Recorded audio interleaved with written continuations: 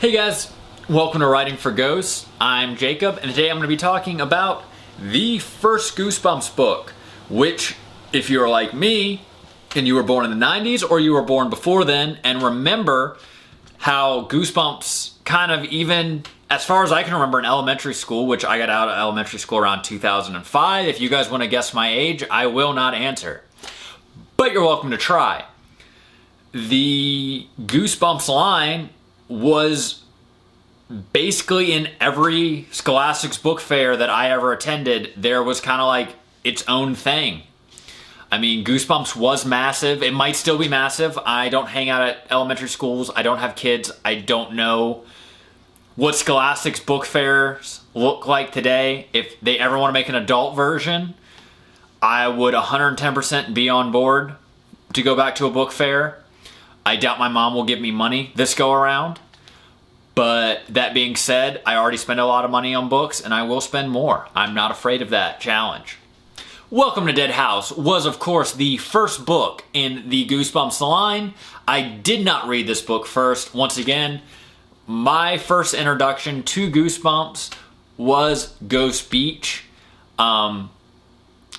If you guys have not seen my review of Ghost Beach, I highly recommend you guys check it out. It is still, to me, I think the scariest Goosebumps book, but what Welcome to Dead House does, in my opinion, it's kind of set up a lot of the mythos that is found in the other Goosebumps books that I've read, especially when it comes to dealing with ghosts and the undead.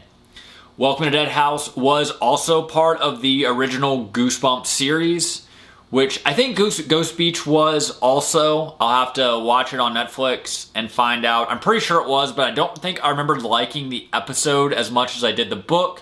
Whereas this, I felt the episode was pretty spot on with what happened in the book. I think the episode is actually, it's one of the two-part episodes, and it's called like Welcome to Dark Falls or something like that. Anyway, Dead House is once again about a brother and sister who moved to a new town, the town of Dark Falls. Now, if you're familiar with Goosebumps, you'll know that brother and sister team-ups and kids moving to new towns which harbor dark secrets is kind of a theme that takes place in a lot of the Goosebumps books. And which makes sense. A lot of people have siblings, and going to a new place is scary. And it's also, usually it's scary more for like the anxiety of being the new kid in school more than it is actually like scary because the new place you move to is haunted by the undead or is overrun by monsters.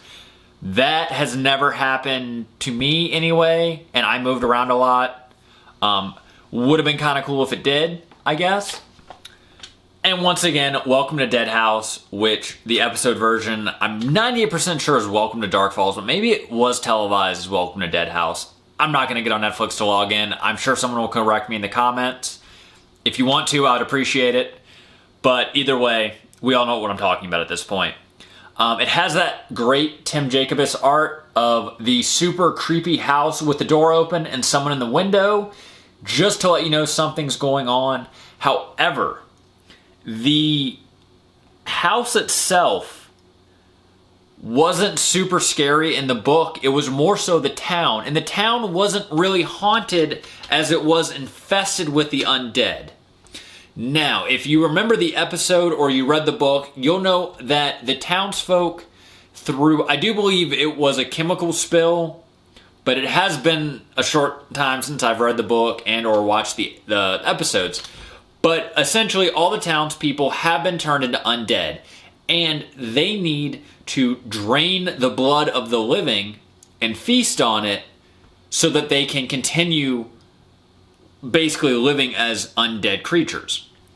Now, they can't come out. The sunlight hurts them, which is why the town is always dark and stormy, or at least that's why the townspeople are only out when it's dark and stormy. And it's also revealed, as happens in a lot of other Goosebumps books to follow, that dogs can sense the presence of the dead and undead, and they alert their owners to this presence, usually a brother and sister duo, or some type of sibling duo, to this phenomena by barking and growling at what is usually a gang of kids that just want to hang out and welcome the new kids around, because, you know, children are just nice like that, which, I don't know how your school experiences were, but in my own, being the new kid usually didn't go down like that.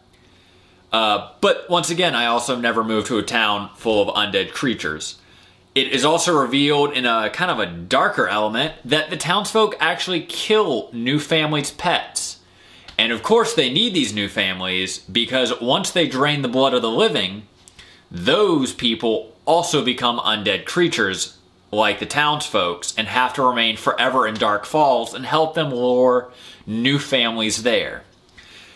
I won't go too much into it other than to kind of skip to the end, as I feel like most people have either read this at this point or has seen the episodes on Netflix, or even when they aired originally, which is where I saw them on Nickelodeon. But the townsfolk are defeated by the brother and sister duo. The dog is not killed, which as a child was a very, very good thing to me.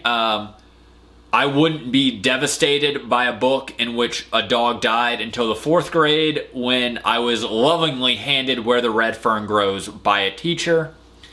If you've never read Where the Red Fern Grows, do yourself a favor and never, ever, ever do it.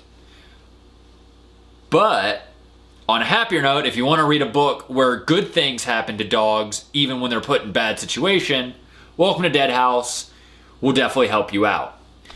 And it ends with the family leaving the town, but as they leave, they notice the realtor who sold them their house is now showing their house to a new family. So it sets up that open ending, which is found throughout the Goosebumps series, which I actually really enjoy, and what I always thought as a child was what made the book so scary. Because by the end of the book, either a new monster was introduced in that final chapter, or it would be revealed that the monster they were trying to stop throughout the series had somehow survived.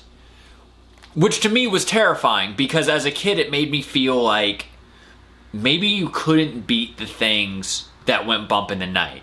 They always found a way to come back, or what you thought was the big bad was really a lesser evil compared to what comes next.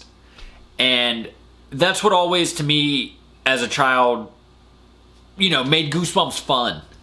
And it's still something I found myself drawn to today in horror movies and TV shows and stuff like that. I love that scary cliffhanger ending, and I hope more things start to do it in the future. But yeah, if you come across this in the wild, I recommend picking it up. It is a fun read, or just watch the episodes on Netflix if you have Netflix. If you want like a reminder of what this looks like, I do recommend reading it. It's fun. It's a nice nostalgic trip down memory lane. I think I got this at a used bookstore, but it may have been a Friends of the Library sale. It's been a while. This has been on my bookshelf now for 3 years. I don't collect all the Goosebumps books, but I collect the ones that I have nostalgic attachments to, if that makes sense. There is a lot of Goosebumps books out. At some point, I might do a video talking about just how prolific R.L. Stine is when it comes to the Goosebumps line and the Fear Street line. I mean, there are hundreds of books out there. And definitely more than I'm going to try to read. There's enough on my TBR pile. I'm sure there's other YouTubers that read and review every single Goosebumps book. If you guys know of them, I'd love to watch their channel. Please drop a link in the comments and I will definitely check that out. I know Cameron Chaney, who's another YouTuber, he talks about a lot of the Goosebumps line, and he's an avid Goosebumps collector. Really great stuff. You can also check his channel out if you want to watch more Goosebumps stuff. But other than that, this has been me talking about Welcome to Dead House, the first Goosebumps book, and taking a very weird trip down memory lane. If you enjoyed this video, please like and subscribe below. Feel free to drop a comment. And until then, I will see you guys